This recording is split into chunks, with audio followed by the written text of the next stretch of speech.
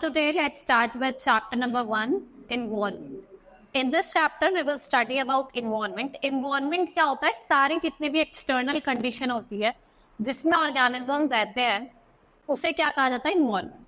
देखो इस चैप्टर में हम बात करेंगे 3 लेयर्स होती है हमारी, लिथोस्फेयर, हाइड्रोस्फेयर और आपकी एटमॉस्फेयर। और ये जो बीच में होता है ये क्या होता है? यहाँ पे ये होता है biosphere. This is known as hydrosphere, atmosphere, lithosphere और इसको क्या कहा जाता है? बायोस्फेयर। इसे कहा जाता है बायोस्फेयर। देखो अर्थ क्या है? अपने आप में यूनिक और फैसिनेटिंग प्लैनेट है, ठीक है। It is the only planet known to us with support all forms of life. ये रिच एनवायरनमेंट है जिसमें लैंड में हम रहते हैं, वाटर में हम पीते हैं और एयर जो हम ब्रीथ करते हैं। Now environment, the environment is the sum of all conditions that surround and influence human being at given point of time. The word environment is derived from French word जिसका नाम है environ, means surround. The study of geography deals with the various components of environment. ये study करता है interrelationship between human beings and their environment. अगर हम बात करें on the basis of origin, geographical elements हमने 2 पार्ट्स में डिवाइड करा है, नेचुरल और human made element. Natural elements की बात करते हैं, they are those that are created by nature. For example mountains हो गए, रिवर्स हो गए, वेजिटेशंस हो गए, एलिफेंट्स हो गए, ये सब नेचुरल एनवायरनमेंट में आते हैं। इसमें आपके दोनों बायोटिक और एबायोटिक कंडीशन होती है। We have learn that natural environment consist of 4 major domains of the lithosphere, hydrosphere, atmosphere और आपका biosphere. This is a hydrosphere, atmosphere, lithosphere, और जहाँ ये कंबाइन करता है तो क्या फॉर्म करता है? Biosphere form. Lithosphere rocky and solid outermost layer, जिसे हम लिथोस्फेयर कहते हैं। यहाँ पे आपको mountains, plateaus, plains and valleys देखने को मिलेंगे। And landforms are found both over the continent as well as on the ocean floor, ठीक है। Lithosphere is important because it provides us with forest, grassland, agriculture land, lands for human settlement. ये rich source of mineral and power resource. Next is hydrosphere, is a relief of the earth, इसमें आपके water होता है, ठीक है, और ground water को hydrosphere कहा जाता है। और जो सोर्सेज ऑफ वाटर है on the earth include ocean, seas, rivers and ice caps and glacier. हम without water we cannot imagine an life. और 3 स्टेट्स में होता है water, solid, liquid and gas में।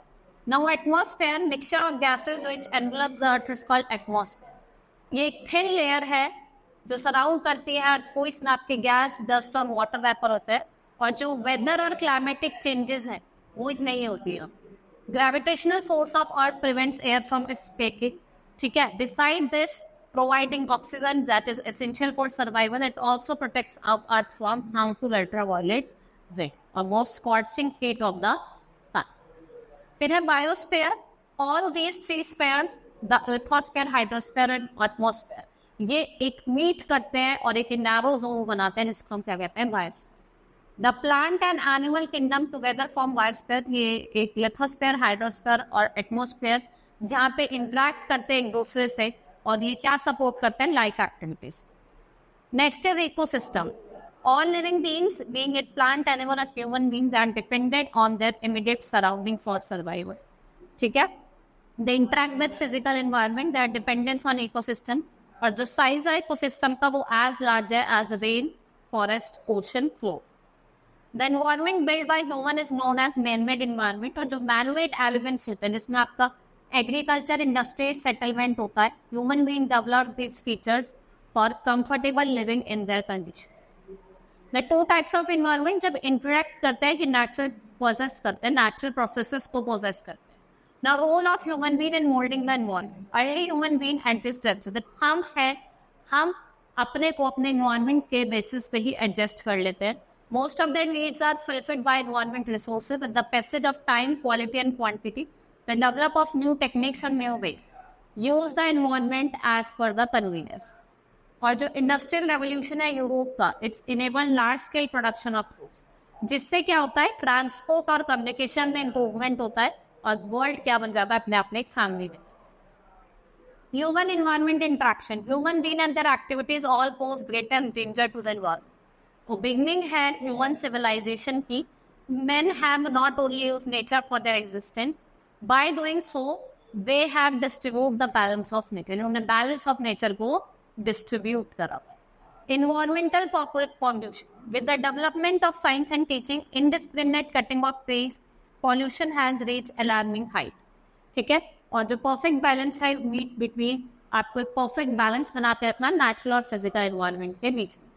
A number of organizations all over the world are working to solve the environment problems being faced by the world. Hope you understood the chapter. That's all for today. Thanks.